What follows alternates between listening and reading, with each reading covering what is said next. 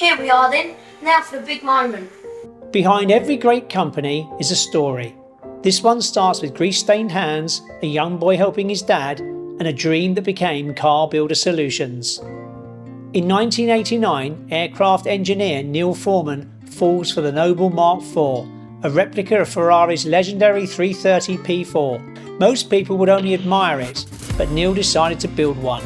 And at just 11 years old, his son Matthew was right there beside him. The result? The Foreman Mark IV. More than just a project, it was a sensation. Featured in magazines, on TV, even in a music video. Word spread quickly. Enthusiasts came knocking for advice, for parts, for cars of their own. The Foreman Mark IV became an icon, but Neil's vision went further.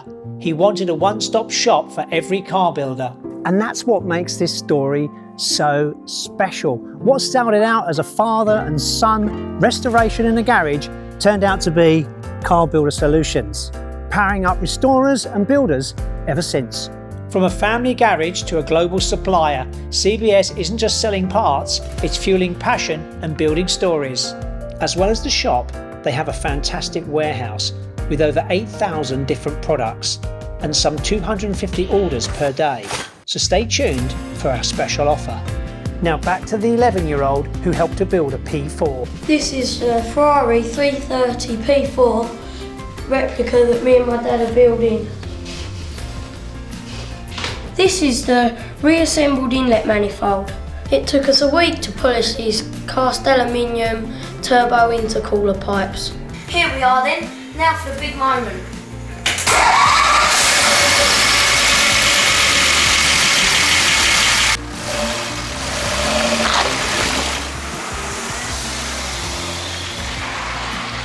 The car is now finished. We have used 11 litres of paint in 12 coats and have rubbed down between every coat. So here we are with Matt and Neil, and Matt of course is all grown up now. So what was it like when your dad said to you, "We're going to do a project"? He was only 11.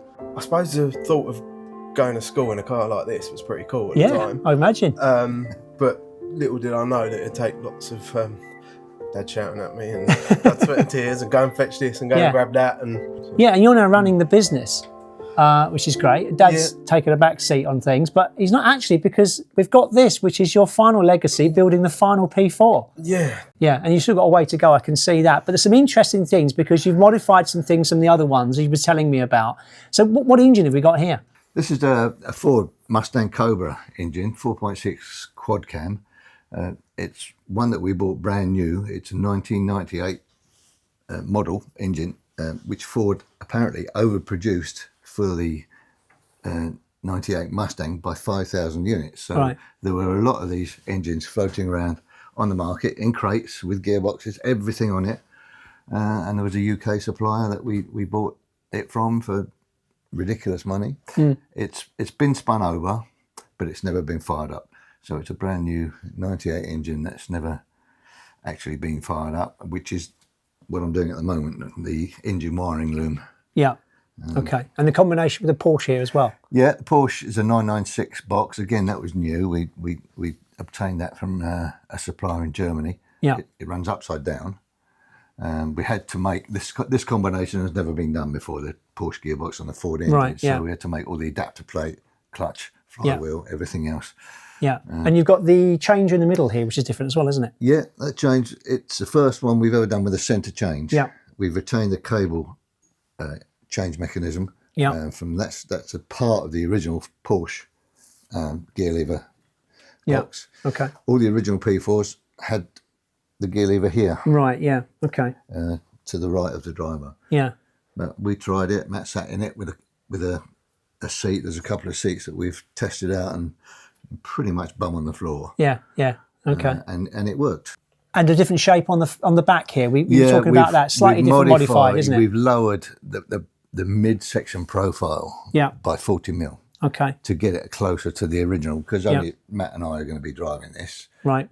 Matt probably. And we don't need the headroom that we had to put in to make our car sellable for people over 5'6". Yeah. So what sort of speed will this do? Oh, right. We can get away with. It should do 160, I should think. Yeah. Geared to that. Okay. Yeah. So you're going to have to get it out on a track somewhere, really, aren't you? You can't really drive it through Maidstone, can you? Certainly well, not. you won't be able to. You can't get through the traffic. But yeah, that's quite interesting. So you said about when you were younger, your dad picking you up. So he actually picked you up in one of these, did he? Yeah, quite regularly. You yeah. must have been, the kids must have been jealous. Yeah, the trouble is no one else could come. But They couldn't, no, that's true. I think we took one of my mates once, sat on my lap, and I swore I'd never do that again. So, So how many did you make in total? 54, I think. This is number 54. This is number Yeah. 54. We didn't build them all. Some were sold as kits for people to produce themselves. Okay. Probably still quite a few of them Yeah, around so- that people have never managed to finish. But, you know, turnkey cars, we did probably half a dozen or 7, I think. And then, 54 in total. Yeah, so this is number 54, and this is your legacy. This is the final one, isn't it? Family heirloom. Yeah, which is lovely, which is where the whole story from the beginning, you building a car, then the business, CBS, and then this, which is amazing. And how far and wide did they go, these cars? They went all over the world. We sold one to Sony in Singapore as just a vehicle for their in-car entertainment. Yep. There was no engine. They took the chassis. Filled this up with batteries. Yeah, Right. all the electronics, yeah. Yeah. They took everything by the engine. Yeah. And they took the whole car Yeah. with wheels and everything. And obviously you can't mention the name Ferrari, but has there been any connections with anybody involved with that? Like an owner of the old ones or? One of our good customers, he was good friends with David Piper. Yeah. So he had a little bit of reference when he was building his cool. own car. If he wanted to, pick some styling cues and little vents and stuff like that, which we didn't put on. Yeah. He picked these up and said, can you make these extra? Because it makes it look a bit more authentic. Yeah. And that turned into a pretty serious racing car that went all around the world. Yeah, which is fantastic, isn't it? Listen, guys, thank you ever so much today. It's been brilliant meeting you both and your Thanks, business Lou. and Thanks this for coming fantastic car you're creating. Brilliant. Thank you very much. Thank I'd like to see it on the road soon. Fingers crossed.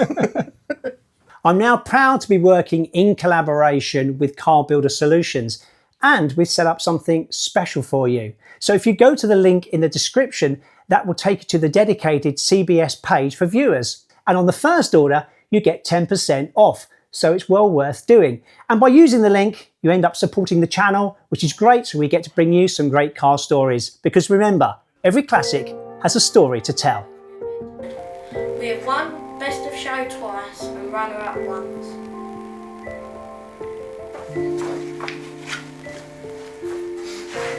Great. And this video is for you, Grandma. Happy Christmas.